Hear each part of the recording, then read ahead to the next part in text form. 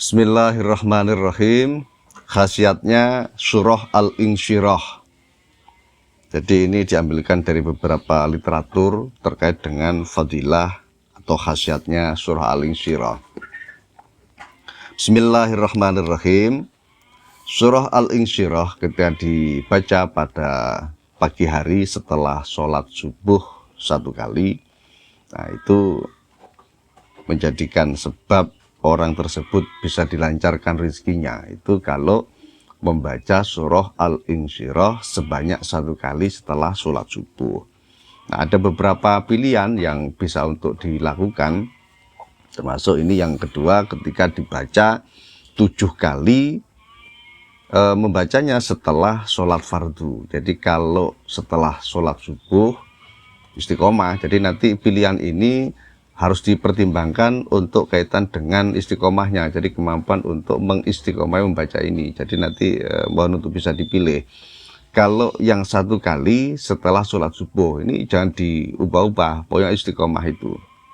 Istiqomah pokoknya setelah sholat subuh membaca surah Al-Insyirah satu kali. Atau ketika mempunyai kelonggaran waktu yang memungkinkan untuk bisa mengistiqomai sebanyak yang bacaan 7 kali, tetapi setiap setelah sholat fardu, maka bisa dilakukan yang ini dengan fadilah yang pada dasarnya sama kaitan dengan kelonggaran rezeki atau kelancaran rezeki. Jadi ini bisa dipilih. Atau mungkin ketika hanya di waktu-waktu tertentu saja, katakan untuk bisa mengistiqomah itu hanya 1 atau 2 momen, maka ini bisa dipilih membaca surat Al-Insyirah sebanyak 152. Jadi diingat 152 setelah sholat sunnah hajat. Jadi kalau mempunyai tujuan yang lebih spesifik atau yang lebih khusus, jadi sholat hajat kemudian setelahnya membaca surah Al-Insyirah sebanyak 152.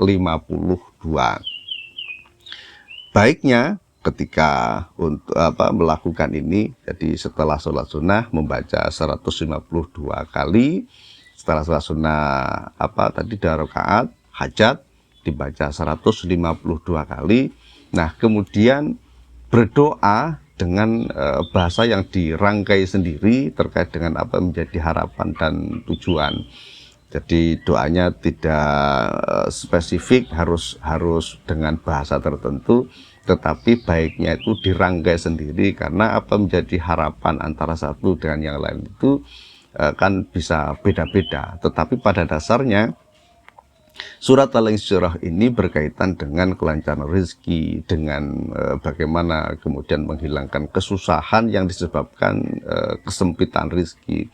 Jadi untuk kelancaran rezeki. Jadi perlu dicatat bahwa untuk bisa mengamalkan ini nanti difahami kira-kira yang bisa mengistiqomahkan itu yang mana.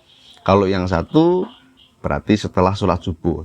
Itu jangan nanti lupa kemudian ini.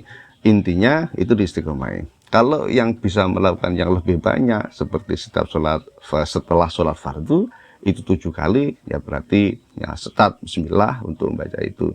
Setelah membaca surah Al-Insyirah, entah itu yang dilakukan di pagi hari setelah sholat subuh, atau yang setiap setelah sholat fardu atau setelah sholat hajat, itu semuanya kemudian berdoa dengan bahasa yang dirangkai sendiri. Jadi dengan bahasa yang dirangkai sendiri, dengan hajat yang sesuai dengan apa yang menjadi tujuan dan harapan masing-masing. Semoga Allah bisa mengabulkan apa yang menjadi harapan kita semua.